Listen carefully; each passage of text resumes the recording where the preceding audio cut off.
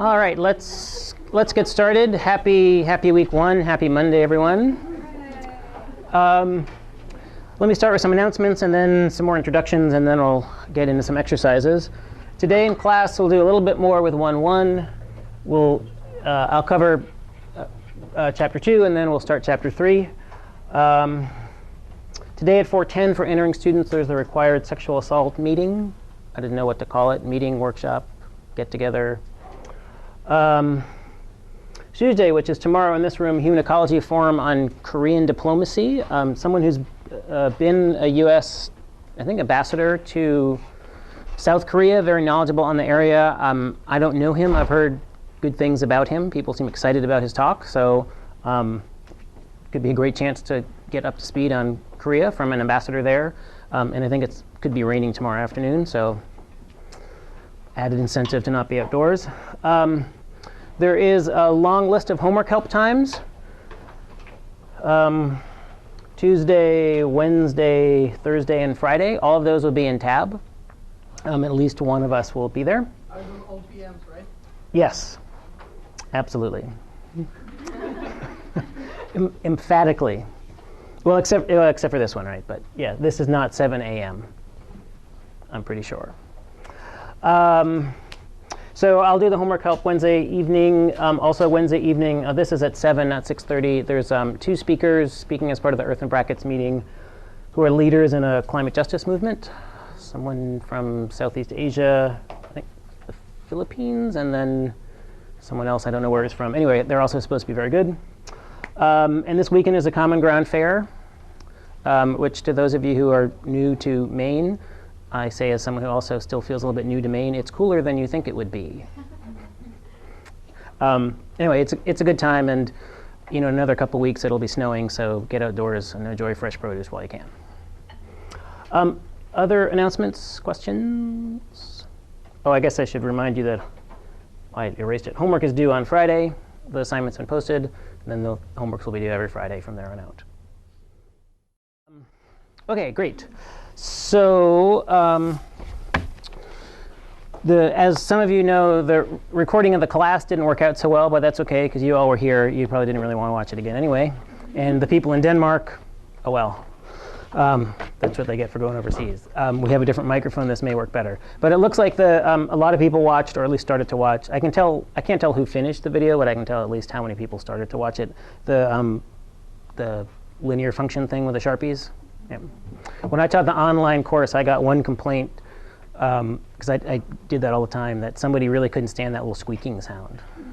I think he dropped out of the course. He was like, I can't watch it. And I was like, so he wanted me to use a whiteboard. I'm like, I don't like whiteboards. I'm left-handed. I smear them. Anyway, so hopefully you're not among those people who can't handle that. So what I thought we could do is let's start right away. So last time we talked about linear functions. We're building up a library of functions and learning to think about functions in different ways in this chapter. Chapter 1, the first epoch of the course. So I thought we could start with another quick linear function set of exercises, just to kind of get everybody going, give you a break from listening to me.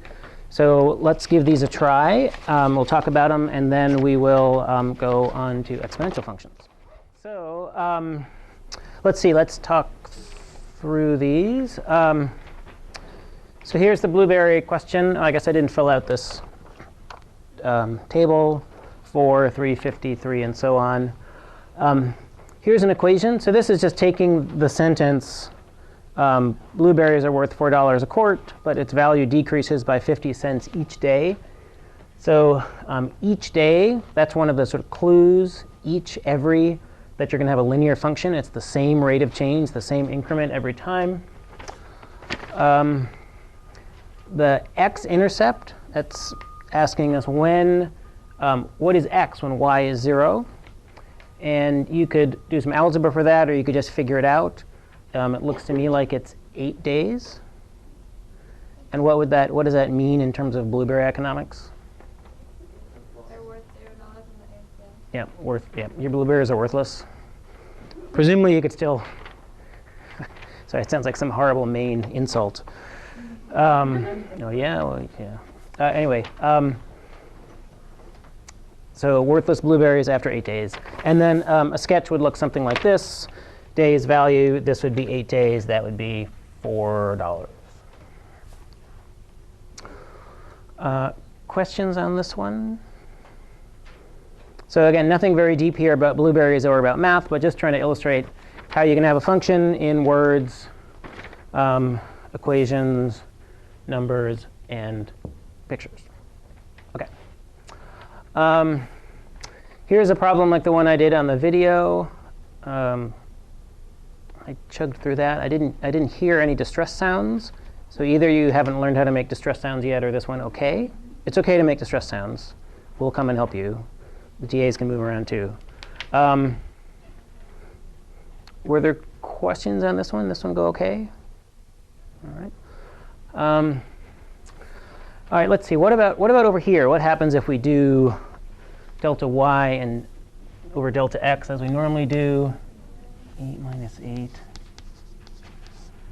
minus 8, 2 minus 4, 8 minus 8. Well, that gives us 0 over, doesn't really even matter.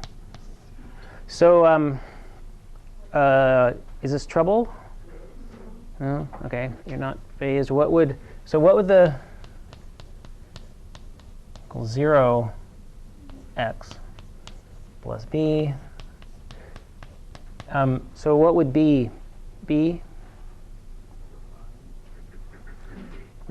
Just sort of plug in a point. It's got to be 8. So this is just a constant. F of x is 8. No matter what x is, you get 8. If x is minus 4, you get 8. If x is 2, you get 8. And if it's a line, then for anything else, you're going to get 8. A graph, well, look at that. That'd be 8.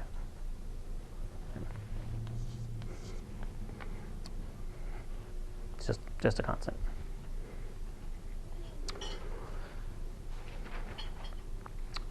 All right, so that's, I think, all I want to say about linear functions, although, as you'll see, we'll come back to linear functions again and again in chapters 2 and 3. Shall we step boldly into chapter 2? OK. So let's do some erasing.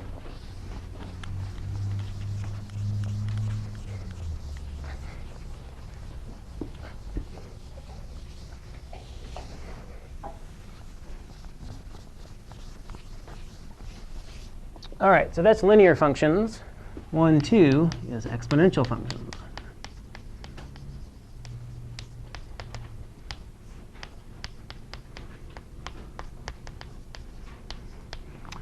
So I want to say just a few things about exponential functions and then have a worksheet that you can use to explore things a little bit more. So let's just imagine a simple example. We should concoct a story around it. I imagine we have 100 of something and it doubles every day, every month. You want it money? You want it to be money? What do we want it to be? Chocolate? OK. All right. Chocolate. All right. So we've got. I'm not really sure. I'm a physical scientist, so I like mechanisms. I'm not really sure what the mechanism for that doubling would be, but maybe we'll just. There's what now? Oh. OK. So we just got chocolate that's doubling. Maybe people are like so. Ledge-Lawn Avenue, is the Halloween central. Mobs of angry children come and like eat enormous, or maybe not angry, hungry, amped up on sugar children come and just like they all focus, and I guess in Bar Harbor, like on that street, and they go through enormous amounts. So if you live on Ledge-Lawn, you get nervous and you start saving things up. So like Ken Klein and Jen Hughes, they live on Ledge-Lawn, and maybe they need to procure chocolate, and so their chocolate supplies are doubling. And to get ready, their chocolate supplies are going to double every week. All right, there we go. It's still not a mechanism, but I feel better about it. All right, anyway, so suppose we have 100 pounds of chocolate, and it doubles every week. I suppose Ken and Jen in their basement could like have some like genetically engineered bacteria that produces chocolate that also would double every week. Anyway, so so the first week of this mad science experiment, they've got 100. So Q for quantity, or could do C for chocolate. I don't know, I had Q in my notes. Doesn't matter. And all right, then after 1 week, they're going to have 100 times 2. And that's exciting because there used to be 100 pounds of chocolate. Now they're 200 pounds. All right.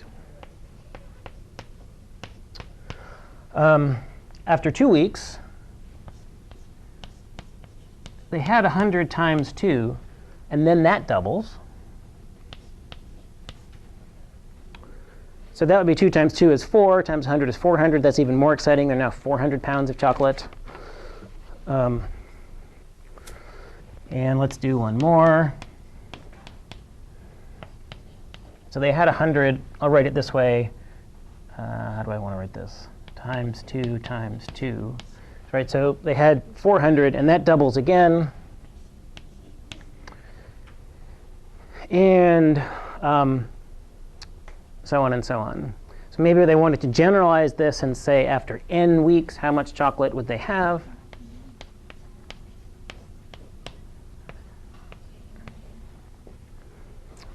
What would we have? Well, let's see. Let me write this. Oh.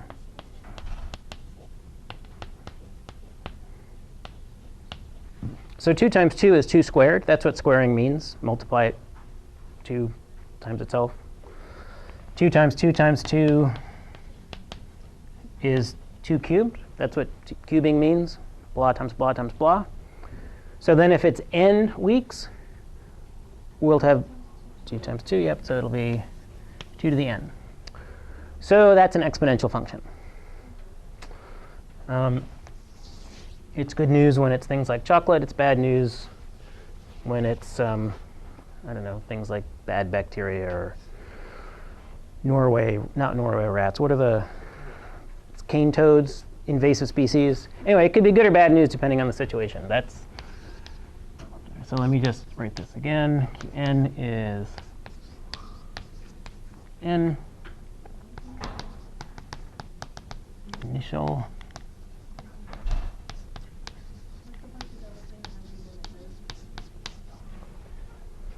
between the 100 and the what, sorry?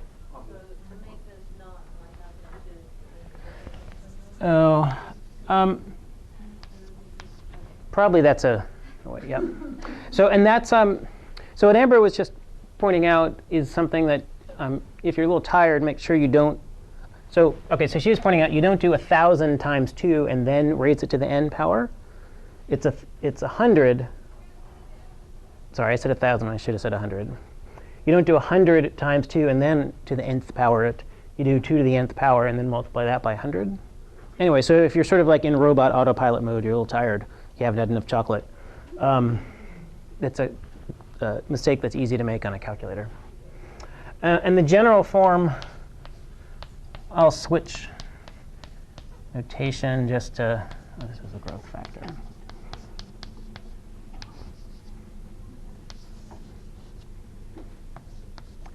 So the book writes general exponential functions this way.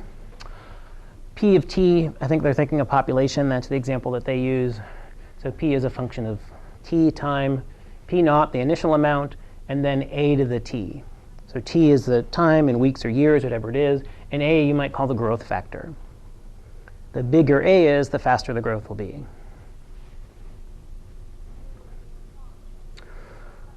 I think that's all I want to say about exponential functions now. So I've got another example exercise for you guys to work through that will lead us into some other things about exponential functions. And then we'll wrap things up, again, like we did with linear functions, by thinking about what the field markings are. What are the, how would you describe an exponential function with equations, with words, with pictures, and with numbers? So let's give this next sheet a try. So let me say one thing quickly, because it seems, at least from the people who I'm spying on, are spinning the wheels in a similar place. So here's an exponential function, the happily growing chocolate. And then these would be the numbers. So if you started with numbers and you wanted to get to a function, a thing to note is, OK, it's not linear because it's not going up by the same amount every time. That's actually why this is so exciting. It's not merely another 200 or 100 every time. The amount of increase is itself increasing. Great news if you like chocolate. I guess bad news if you're allergic to chocolate. OK, but notice if you take 400 divided by 200, what do you get? Yeah, it's 2. 800 divided by 400, 2. And that's this 2 that's appearing here. So that maybe says what you might want to take this number divided by that number, this number divided by that number, and see what happens.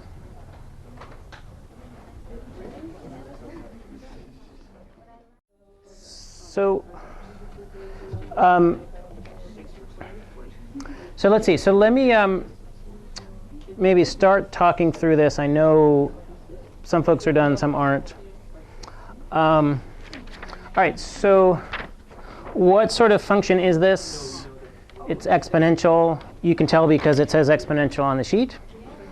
That's the biggest clue, let's be honest. But the other clue that I was trying to get you to think about here was that now you're multiplying by the same amount every time. So in a linear function, you add or subtract the same thing every time. Here, you multiply or divide the same thing every time. So that means if you're handed a table of numbers, as you just were, the way to check for exponentialness is to divide, like to divide this by this, divide this by this. Just like for linear functions, you subtracted and saw if it was the same amount. So if you do that, blah divided by blah, blah divided by blah, again, on a calculator, you should get that both of these are about 0.6. So aha, it looks like it's an exponential function. This one, it looks like a typo, but it actually wasn't. It is a good assumption that it was a typo, because they often are. But in this case, I actually did mean to do that. So one way, I mean, this may be overkill. I don't know. But I sort of drew this little picture here. So this is an hour. Was it an hour? Yeah, it's an hour after the tofu incident. And then to get here, we multiply by 0.6. To get here, we multiply by 0.6. So to get down here, you would, right, because there's one that's skipped, right, 1, 2, 3, 5, you would multiply by 0.6 twice. And if you do 11,644 in your calculator times 0.6 times 0.6, you'll get this. And it'll be satisfying. At least it was to me. Then we could also go in the other direction. If to go from here to here, we multiply, what would you do to go in the other direction? Divide? Yep. Sorry, a number.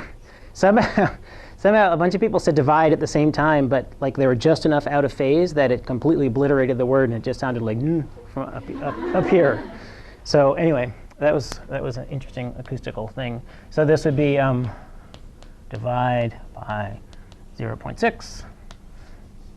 And then if we wanted to get to the original pollution level, divide by 0.6, right? Dividing by 0.6 takes you up. Multiplying by 0.6 takes you down.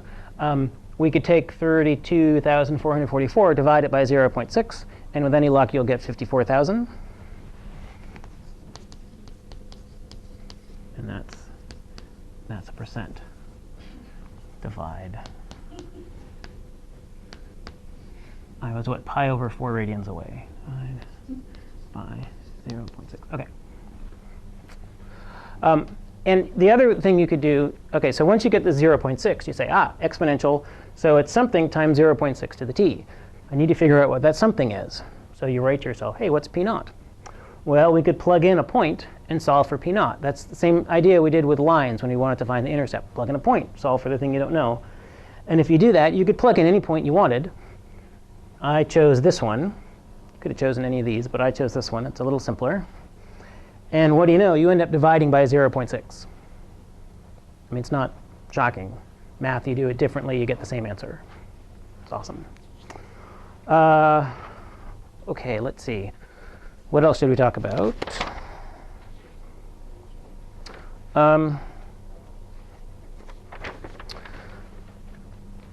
What would we do if we wanted to know the pollution level 15 minutes after the tofu fire? We would, so 15 minutes, that's 0.25 hours.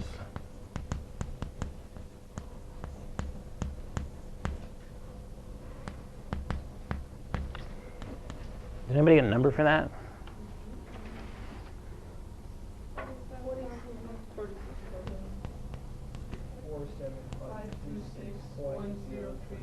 No, there was one more seven. Seven gives 5. Or erase the 4. Erase the 4.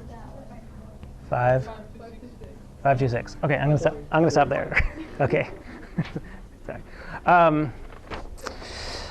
Let's see. So by what percent that we're losing 40% of the smoke? We have 60% that's left. So we're losing 40%. If we were going to put 1 day in, you would put 24 hours here instead of 0.25. You could do that in a calculator. Let's talk about this last question for a moment, and then we'll step back and summarize exponential functions. Any ideas for why the smoke level might change in this way? Dispersing. It would disperse. The picture here is that this is just due to the filter, though. Think about how filters act. Yeah. Okay. If the filter takes everything out of the air completely works Yep. perfectly, and if it takes out 60% all the time, if it only filters 60% of the room's air in any hour, then if it's perfect, Right. then the particles in the 40% of them that aren't filtered are spread out again. So then there's fewer in the 60% staying filtered the next hour. I mean, so the picture that I have is right. So it's going to filter out 40%, 60% are left, and then it's sort of going to do that again. Yeah, yeah. But that's where it's right.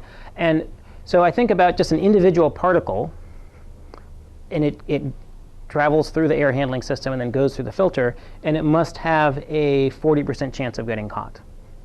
And that's independent of all of its friend particles, all of its other colleagues that are there. It's just the filter works at the particle level and gets out.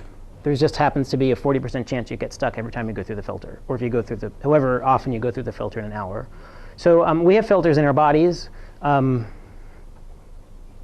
Livers, kidneys. Do kidneys filter? Anyway, this is not biology class, so. But there are lots of other people here who can tell you about those. And they act the same way, I believe. I mean, again, I don't really know the mechanism. But junk comes through that maybe shouldn't be in your blood, and it sort of gets caught in the filter with some sort of fixed probability. So just draw this picture. This would be a decaying exponential. Here's time. This would be 54. And so if you put something in bloodstream, it will filter out like that, just like smoke would filter out through a particle, through a sort of particle catcher. Another way to think about this, sort of implicit in that story, is that there's no memory. So when you see exponential decays like this, it's often called in some circles called a memoryless process. And just that means is that the particle, as it's going through the filter, it doesn't remember its past forays through the filter. In other words, so the probability is the same, fixed probability all the time. That leads to exponential decay times like this. Anyway. Any other questions about the tofu fire? Yeah. Did the fire department come? All that sort of stuff. Yeah. Okay. So field guide to functions. Let's say a little bit more about exponentials.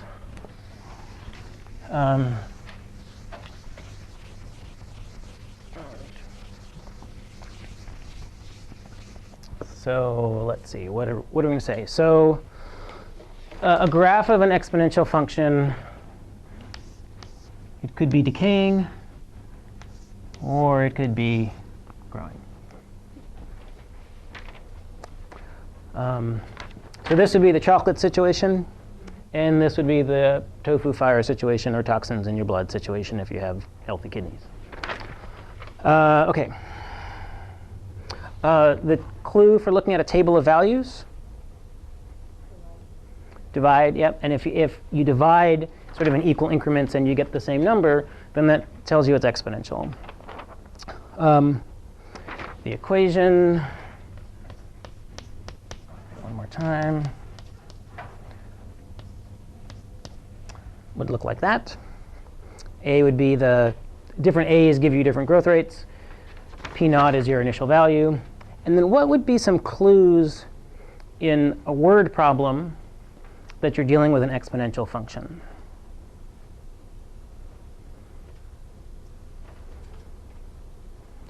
You've already used some of those words. Change, percentage change. Percent, yeah, so like a fixed percent. So something grows by the same percent every time, as opposed to a linear function, which would be something grows by the same amount every time.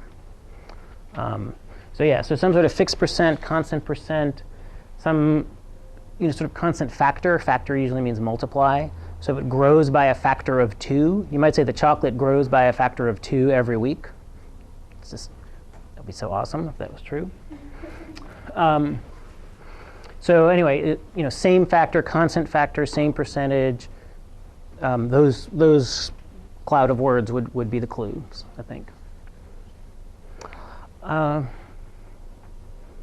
All right, I think that's all I want to say about exponential functions. Are there questions about that? So I think the video that I want to do, I might do 2, but I'll at least do 1. There are a few little kind of details about exponential functions, but I think I'd rather do those in video because it would sort of just like be me talking for 7 minutes and saying, you have to believe this. Maybe that'll go over better in video. So what I want to do now is then jump into section 1.3. And we'll spend the rest of time on that and a bunch of time next class on 1.3. All right.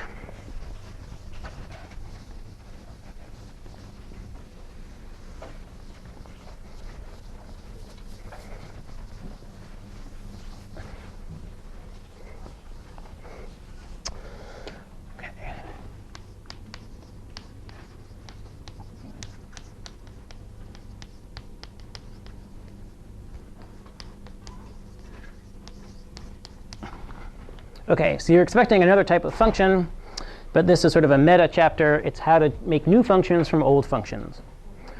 So it's sort of like recycling or reusing or function dumpster diving. I don't know. And this chapter may seem a little odd or silly or weird, but it's an awesome chapter. So what this chapter is trying to get you to do is think about functions in different ways. It'll be really useful when we start doing derivatives in chapters 2 and 3. And it also, I don't know, I feel like it helps you sort of be fluent in functions. Just think more about what functions are doing, how different functions are related to each other. Anyway, this chapter is awesome. Actually, since most of you paid very little for the book, it alone is worth the price of the book. If you paid the full $100, it's probably not worth $100, but it's certainly worth. It's so more worth than $5 or $10 that some of you paid. Anyway, so new functions from old. So I like this chapter. We're going to spend a bunch of time on it, and we'll do part of it today and part of it next time. So let's start the part we're going to do today, which is inverses. All right, so an inverse function.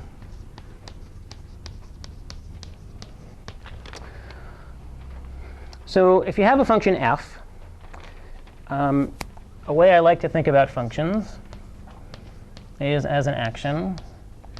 And I've already committed to f, so this will be slightly off color.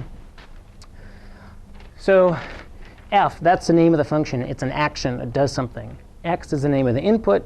This function, this box, takes x as an input, and it outputs this number, which is x after it's been f'd. An inverse is just a box that goes in the other direction. So that would take something, and if it took f of x as an input, it would undo the fact that x had been f'd and give you back x. So inverse it's just a function that undoes something. And this funny little -1 hanging out upstairs, it looks like an exponent. It's not. It means, well, it means inverse. It's not great notation, but it's been around for 100 years. Probably not going to change anytime soon. So if if f of 7 is 13, what's the inverse of 13? 7, yep. So it just, you have 7, you do something to it, you make it into 13. Like, oops, I didn't mean to do that. Shoot. You undo it with the inverse function. Oh, and you're back to 7. No big deal. What about, suppose I'll use G. It's much more, slightly more family friendly. Suppose G of x is 3x. So just in words, you triple a number. What would the inverse of that be? Taking a third, yep.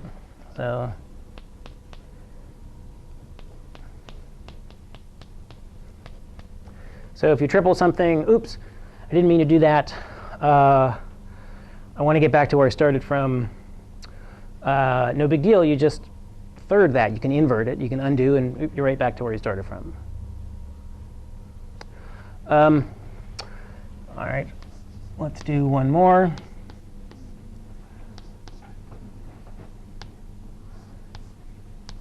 OK, so suppose h of x is x squared. So let's see.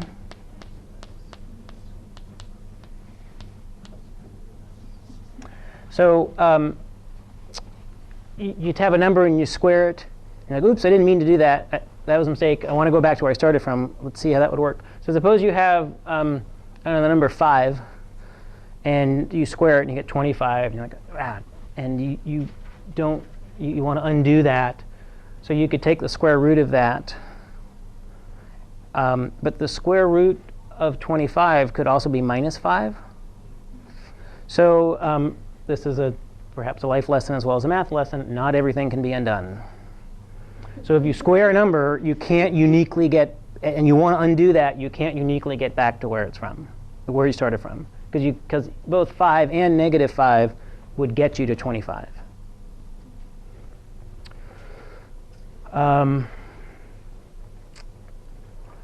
Let's see. Do I want to do any other examples? Sure. Let's do one more because we're kind of on a roll. I'll go over here. So some functions are actually two functions in one.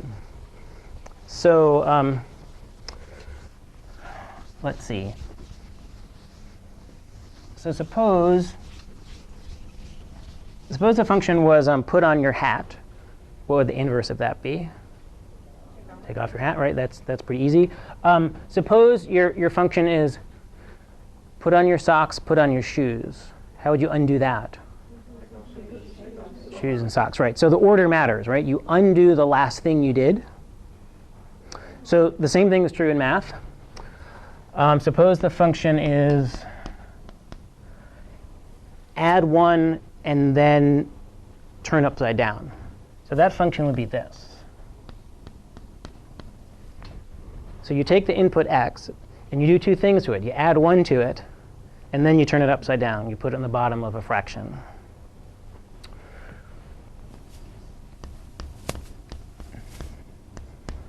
How would you undo that function that's two things?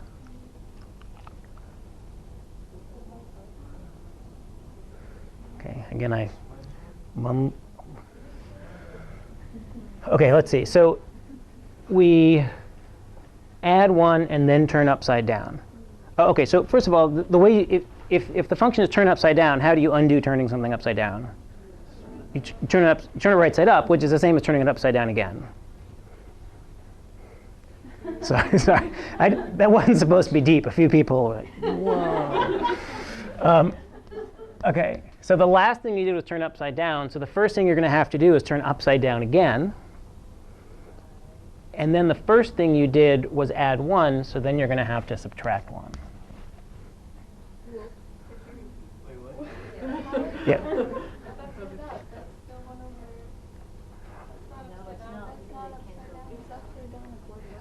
Let's see. So let me do an example of this with a number, and then maybe you'll like these x's more. So suppose I want g of 4. So 4 plus 1 is 5, and then this would be a fifth. So now I'm going to take a fifth and put it in here. G minus 1 of a fifth is 1 over a fifth minus 1. Yeah, it's kind of easier with numbers. So this is a complex fraction. Upside down is right side up. But if you don't like that philosophy, you could also do what you learned in school. Right, cancel the compound fraction down below. It's 5 minus 1, which is 4. So you start with 4, you do g to it, then you undo g to it, and you're back to 4, as you have to be.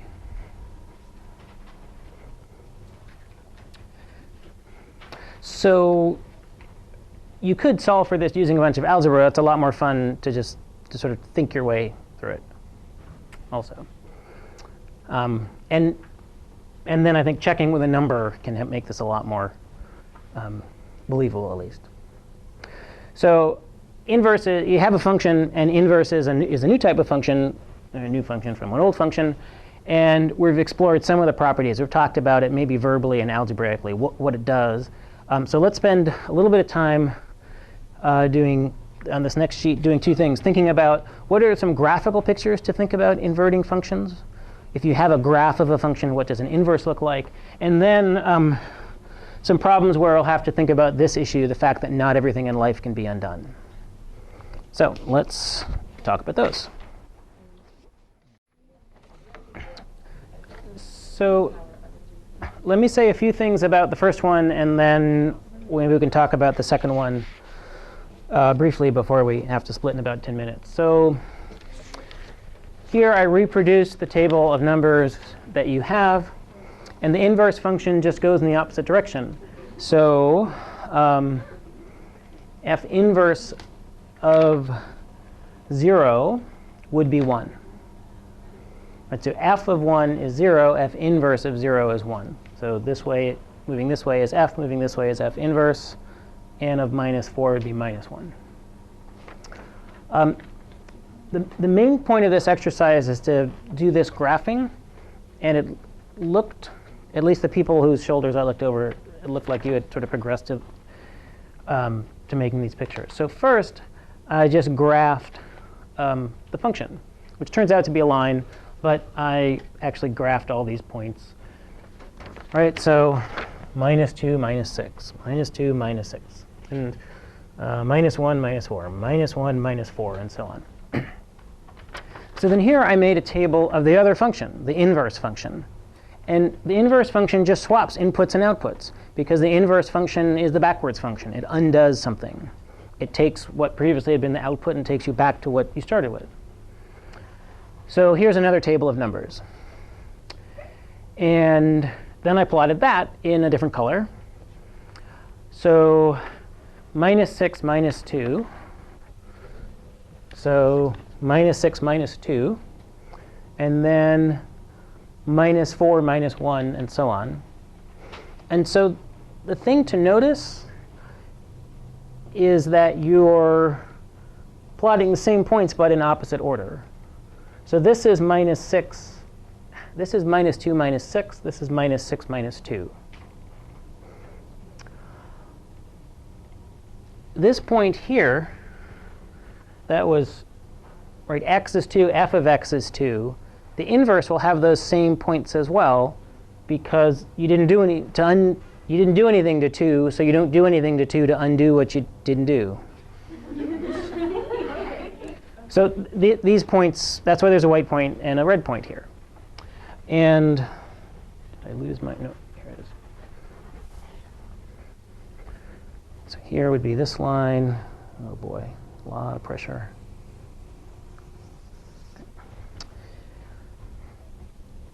And let's,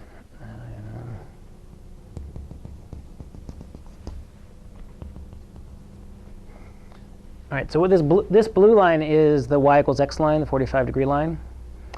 And what I want to suggest is that the function and its inverse are mirror images of each other about this dashed blue line. I'm glad a couple people are nodding, because I don't really know any way to explain that other than to draw this picture. OK, a few more people are nodding, which either means I get it or I don't want you to try to explain it any other way. It'll just make it worse. So the point is that inverse functions interchange x and y. They take out, usually input gets you output. If you sort of switch that around, you sort of literally switch it around on the graph, and you get the mirror image, but about this y equals x line. Are there questions on this? This is something that might take a little bit of sort of squinting and cogitating and looking at that picture. And there's a similar one in the book, and then maybe it'll click if it doesn't seem sort of clear right away. Let's spend the last couple minutes looking at the questions for number 2. And so the question here is, which of the following functions are invertible? Can they be undone without any ambiguity? So what about the first one, 3x plus 2? Yeah, there's nothing really can go wrong there. Let's see, what is it? That's triple and then add 2. So subtract 2 and then divide by 3, using the shoes and socks analogy again, if you actually needed that. X squared, we already talked about. Cost of pounds of rice purchased in bulk. So the C of x, that's the cost of x pounds. So that says if I tell you the pounds, you can figure out the cost. Would it work the other way? Yes. Yeah, if you know the cost, you can figure out how many pounds, at least within the resolution of the scale in pennies in the US or whatever. All right, so let h of t be the number of hamburgers eaten by Jamie McCown on day t, where t is measured in days since January 1, 2010. So first of all, is that, I mean, it seems weird to think of that as a function, but that really is a function. A function is just a relationship between two sets of numbers. Jamie, in his hamburger log, in his journal, every day might record the number of hamburgers he ate.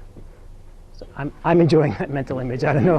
I don't know if you are, but I'm going to pause and just think about that for a moment. Dear diary. And then there could be a table of numbers that would associate the day since he started journaling his hamburgers, and then the number. So that is indeed a function. I mean, it's not something you write a formula for, but it is a function. I mean, I don't think you could write a formula for it. But what about the other way around? If I told you Jamie had 3 hamburgers, what day is it? What would you say? Say like, right, I don't know is the right answer, right? Because presumably there are a lot of days on which Jamie had 3 hamburgers. Just guessing. He's from the South. OK, but now he's going to do a different thing. He's going to do a cumulative hamburger number. So like billions and billions served, the number can only go up or stay the same. It can never go down. So he might keep track of the hamburgers he eats. Now the numbers only can increase. So if I told you now, Jamie has eaten 640 hamburgers, what day is it? Could you answer that question?